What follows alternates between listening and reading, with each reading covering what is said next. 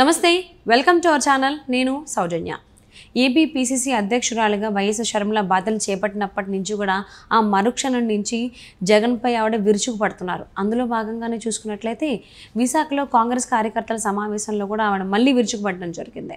So ఇలా ఎందుకు ఆవిడ చేస్తున్నారు, ఏం కావాలనుకుంటున్నారు ఏంటి, ఈ అంశానికి సంబంధించి మనతో మాట్లాడడానికి వారి విశ్లేషణని మనతో పంచుకోవడానికి ఈరోజు మనతో పాటు ఉన్నారు సీనియర్ జర్నలిస్ట్ జగదేవ్ ఉన్నారు. వారితో మాట్లాడదాం. నమస్తే అండి. నమస్తే.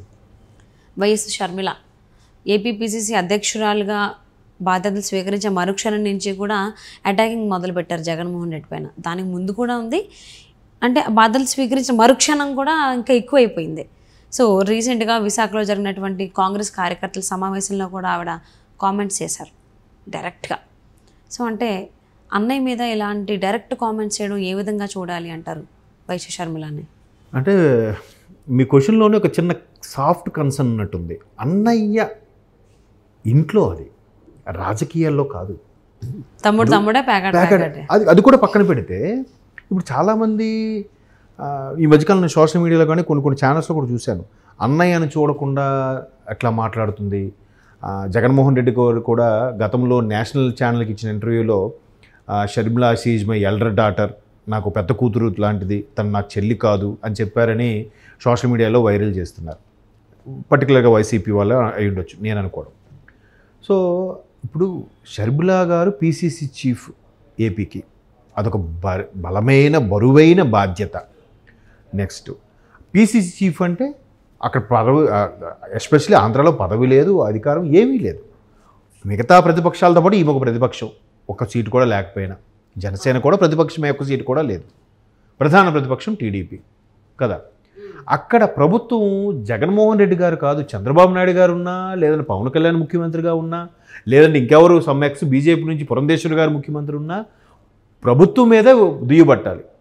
ఏ ప్రతిపక్షమైనా కారణం ప్రభుత్వం ఎందుకు దుయ్యబట్టాలి?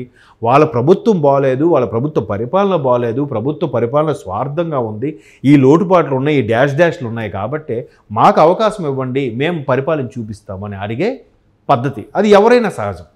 సో అక్కడ అన్నయ్య, అమ్మ, నాన్న కాదు. అక్కడ ఏ ప్రభుత్వం? వైసీపీ ప్రభుత్వం లేదా జగన్ గారి ప్రభుత్వం అని అంటారు. అక్కడ ముఖ్యమంత్రి స్థానంలో ఎవరుంటే వాళ్ళనే విమర్శించాలి. ఆవిడ పని అది. ఆవిడే కాదు, ఎవరైనా సరే. ఎక్కడున్నప్పుడు ఏం చేశారు?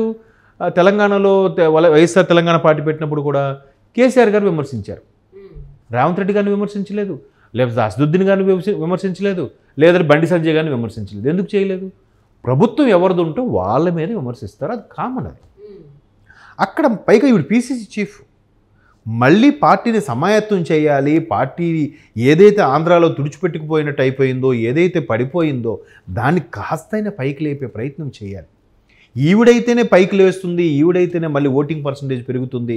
ఎందుకంటే గత 2014-19 గట్రా చూసుకుంటే 100 కన్నా తక్కువ ఓటింగ్ వచ్చిందని కూడా దారుణంగా విమర్శిస్తున్నారు కాంగ్రెస్ని. ఇంకా 101.33 ఎంతో వస్తే ఇది 1.28 వచ్చిందంట కాంగ్రెస్ ఓటింగ్ పర్సంటేజ్ కదా. అంత దారుణంగా ఉన్న ఓటింగ్ పర్సంటేజ్ని ఒక స్థాయికి తీసుకురావాలి. ఇప్పుడు కాకపోయినా 2029లో అయినా కొన్ని సీట్లు గెలుచుకునేలాగా కాంగ్రెస్ని మళ్ళీ బతికించుకునే ప్రయత్నం చేస్తుంది. దాంట్లో భాగంగానే అధిష్టానం కూడా నిర్ణయం తీసుకొని రాజశేఖర రెడ్డి గారి బిడ్డగా అయితేనే మళ్ళీ మనకి కాంగ్రెస్ని పునర్వైభవం అని అనకూడదేమో, అంటే ఆ స్థాయిలో రాకపోయినా కాంగ్రెస్ మళ్ళీ బతికి పైకి లెగుస్తుంది అనే ఆలోచనలో ఈవిడ కోరుకోకపోయినా, ఈవిడ అడగకపోయినా, ఈవిడ పైగా ఇట్లాంటి సమస్యలన్నీ వస్తాయని కుటుంబ సభ్యుల మీదే మళ్ళీ పోటీ చేయాల్సి వస్తుందని ఉద్దేశమో ఏంటో పాపం షర్మిలా గారు కూడా ఏఐసీసీలో కీలక పదవి ఆశించారు, అడిగారట కూడా. బట్ వాళ్ళు లేదు, మీరు మరలా రాజశేఖర రెడ్డి 2 సార్లు కాంగ్రెస్ రాజశేఖర రెడ్డి గారిని ముఖ్యమంత్రిగా ప్రకటించింది. బట్ 2వ సారి దురదృష్టవశాత్తు రాజశేఖర రెడ్డి గారు చనిపోయారు. బట్ రాజశేఖర రెడ్డి గారికి కాంగ్రెస్ పార్టీ ఎప్పుడూ అన్యాయం చేయలేదు. జగన్మోహన్ రెడ్డి గారి విషయంలో వచ్చే దుమారం ఏదైతే ఉందో అది వేరే స్టోరీ. రాజశేఖర రెడ్డి గారికి పీసీసీ చీఫ్గా ఎంత బాగా ఇది ఇచ్చిందో, 2వసారి ముఖ్యమంత్రి 2009లో అయినప్పుడు కూడా రాజశేఖర రెడ్డి గారు ఎవరికైతే చెప్పారో వాళ్ళకే బీఫామ్స్ ఇచ్చింది అధిష్టానం కూడా. అప్పట్లో పెద్ద సెన్సేషన్ కూడా. సుమారుగా 294 సీట్లు ఉమ్మడి ఆంధ్రప్రదేశ్లో అప్పుడు ఉంటే, నియోజకవర్గాలు బైఫ్రికేట్ అవ్వకముందు 294 గాను కేవలం 77 స్థానాలు 87 స్థానాలు కేవలం రాజశేఖర రెడ్డి గారు ఎవరెవరికైతే సూచించారో వాళ్ళకే ఇచ్చిందంట అధిష్టానం. అంటే అంత ప్రాధాన్యత ఇచ్చేది రాజశేఖర రెడ్డి గారికి. సో అది తర్వాత 2009లో పెద్ద డిజాస్టర్, ఆయన కూలిపోవడము, అదే ఫ్లైట్ కూలిపోవడం ఇవన్నీ జరిగాయి, పక్కన పెట్టండి. సో ఇప్పుడు మళ్ళీ మీకు అంత ప్రాధాన్యత ఇస్తున్నాము. మొన్న రేవంత్ రెడ్డి గారు కూడా అది చెప్తున్నారు. రాహుల్ గాంధీ గారు కూడా ఇప్పుడు కూడా మీకు కాంగ్రెస్ తరపున ఫుల్ సపోర్ట్ ఉంటుంది. మీరు కాంగ్రెస్ని బతికించండి, ప్రజలకు మేలు చేయండి, మీరు ఏ డెసిషన్స్ తీసుకుంటారో తీసుకోండి, ఎటువంటి స్టేట్మెంట్లైనా ఇవ్వండి, పార్టీ ప్రతిష్టకి భంగం కలగకూడదు, ప్రజలు ఇబ్బంది పడకూడదు. సో అంటే ఇక్కడ తెలంగాణలో పీసీసీ చీఫ్గా ఎలా అయితే రేవంత్ రెడ్డి గారు అగ్రెసివ్గా వెళ్ళారో అంతే అగ్రెసివ్గా ఇప్పుడు షర్మిల గారు వెళ్తున్నారని అనుకోవచ్చా? అందుకేనా బాధ్యతలు స్వీకరించిన వెంటనే అన్నయ్య మీద కామెంట్స్ చేయడం? సో ఒక క్రిస్టియన్వి అని చెప్పుకున్న నువ్వు మణిపూర్లో అల్లర్లు జరిగితే ఏం మాట్లాడలేదు, ఎందుకు సైలెంట్గా ఉన్నావు అనుకో డైరెక్ట్గా అడిగారు. అంతేకాకుండా ఇప్పుడు విశాఖలో కాంగ్రెస్ కార్యకర్తల సమావేశంలో కూడా ఏపీలో కుమ్మక్కు రాజకీయాలు అవుతున్నాయి, ఏపీ ప్రయోజనాలని కేంద్రం దగ్గర తాకట్టు పెట్టేశారు అనేటువంటి కామెంట్స్ చాలా రేర్ కామెంట్స్ అవి. సో అంటే ఇలాగ చేయడం షర్మిల లేదండి. అదే ఇప్పుడు నేనేమంటున్నానంటే ఆవిడ ఏదైతే వ్యాఖ్యలు చేస్తున్నారో అది ఖచ్చితంగా ప్రభుత్వ వైఫల్యం గురించి మాట్లాడారు. పర్సనల్గా మాట్లాడలేదే, ఆయన మీద ఇన్ని కేసులు ఉన్నాయని మాట్లాడలేదే, ఆయన మీద 10 ఏళ్ళ నుంచి బెయిల్ మీద ఉన్నారని మాట్లాడలేదే, కేవలం ప్రభుత్వ వైఫల్యాల గురించి మాట్లాడింది. మణిపూర్ అల్లర్ల గురించి అది పెద్ద సెన్సేషన్ కాదు, వాస్తవమే. నెక్స్ట్ 2014లో ముఖ్యమంత్రి చంద్రబాబు నాయుడు గారు అయినప్పుడు 2017 నుంచి స్టార్ట్ చేశారు వైసీపీ వాళ్ళు. ఏమని? చంద్రబాబు ఎన్డీఏ కూటమిలో ఉన్న వ్యక్తి చంద్రబాబు బీజేపీకి అమ్ముడుపోయారు, వాళ్ళు ఏది చెప్తే అదే. ఇన్నేళ్ళు అయింది కానీ స్పెషల్ స్టేటస్ ఇవ్వలేకపోయారు, స్పెషల్ ప్యాకేజీలు తెచ్చుకోలేకపోయారు, ప్రకటించిన రైల్వే జోన్ కూడా ఏమీ చేసుకోలేకపోయారని చంద్రబాబు గారిని ఊరిగా రెచ్చగొట్టి విమర్శలు దుమారం రేపేశారు కదా. మరి ఇప్పుడు వీళ్ళు వచ్చి 5 ఏళ్ళు అయిపోయిందిగా, ఏది స్పెషల్ స్టేటస్, ఏది స్పెషల్ ప్యాకేజ్? ఎందుకు బీజేపీతో మాట్లాడలేదు? ఎందుకు బీజేపీ ఎప్పుడు వెళ్ళినా కూడా బీజేపీతో వెళ్ళి ఒక వెంకటేశ్వర స్వామి విగ్రహము అలాగే ఏవో గిఫ్ట్లు ఫ్లవర్ బొకే ఒకటి ఇచ్చి నమస్కారం పెట్టి వచ్చేయడమేనా? వీళ్ళు అడుగుతున్నారా? జగన్మోహన్ రెడ్డి ప్రతిపక్ష నేతగా ఉన్నప్పుడు మాత్రమే ఆయన గొంతు లేపడం జరిగింది, అధికారంలోకి వచ్చాక అసలు అదే. ఇప్పుడు షర్మిలా గారు కూడా ఇప్పుడు మళ్ళీ అందరూ ఏమంటారంటే మీ క్వశ్చన్లోనే ఉంది అన్నయ్య కాదు, అక్కడ ముఖ్యమంత్రిగా మీరు క్యాన్వాసింగ్కి వెళ్ళినప్పుడు, ముందు ప్రతిపక్ష నేతగా ఉన్నప్పుడు మీరు ప్రజల్లోకి వెళ్ళినప్పుడు ఏమని చెప్పారు? ఈ నవరత్నాలతో పాటు ఏమని చెప్పారు?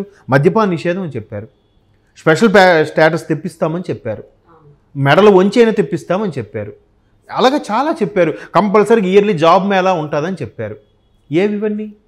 సో ఇప్పుడు ఆవిడ ప్రశ్నిస్తుంది కాబట్టి అన్నయ్యను చూడకుండా అది అన్నయ్య ఎందుకు అవుతారు? ముఖ్యమంత్రి అక్కడ ముఖ్యమంత్రి స్థానంలో జగన్మోహన్ రెడ్డి గారు కాదు, రేవంత్ రెడ్డి ఉన్నా, లేదంటే బండి సంజయ్ గారు ఉన్నా, కేసీఆర్ గారు ఉన్నా, ఎవరున్నా విమర్శించాల్సిందే. విమర్శించే పద్ధతి కూడా కరెక్టే. ఆవిడ పర్సనల్గా ఏమి వెళ్ళట్లేదుగా. అవును, ప్రతిపక్ష నేతగా ఆవిడ ఏవైతే అడగాలో అధికారంలో మీరు ఇన్ని నేరం చేశారు, క్విడ్ ప్రోకో చేశారు, ఇన్ని లక్షల కోట్లు తినేశారని ఏమనలేదే. అలా అనలేదు. కేవలం ప్రభుత్వం సంబంధించిన వైఫల్యాలు మాత్రమే వేలెత్తి చూపిస్తున్నారు ఆవిడ. ఆవిడ అనేది వాస్తవమే కదా. ఒక క్రిస్టియన్గా ఉండి మీరు ఎంతవరకు న్యాయం చేశారు, లేదా దళితులకు ఎంతవరకు న్యాయం చేశారు, అవన్నీ రాసి పెట్టుకొని మరి పాయింట్అవుట్ చేస్తుంది, తప్పేముంది అందులో. సో ఏపీపీసీసీ అధ్యక్షురాలు షర్మిల చేసినటువంటి కామెంట్స్కి సంబంధించి బాధ్యతలు స్వీకరించిన వెంటనే చేసిన కామెంట్స్ గురించి అయితే వైసీపీ సకల శాఖ మంత్రులు కావచ్చు, అందులో ఉన్నటువంటి కార్యకర్తలు, నాయకులు కొంతమంది మాట్లాడారు. డైరెక్ట్గా షర్మిలను టార్గెట్ చేస్తూ మాట్లాడడం జరిగింది. కొన్ని గంటల తర్వాత జగన్మోహన్ రెడ్డి గారు కూడా మాట్లాడారు. మరి ఈ కామెంట్స్కి సంబంధించి అంటే ఏపీ ప్రయోజనాల్ని కేంద్రం ముందు తాకట్టు పెట్టేశారు అని అనడం, కుమ్మక్కు రాజకీయాలు చేస్తుంది ప్రభుత్వం అనేటువంటి వ్యాఖ్యలకు సంబంధించి మరి ప్రభుత్వం నుంచి ఎటువంటి అటాక్ వస్తుంది ఏంటని చూద్దామండి రాబోయేటువంటి రోజుల్లోనే. And thank you so much for spending your valuable time with Jagadev గారు. Thank you.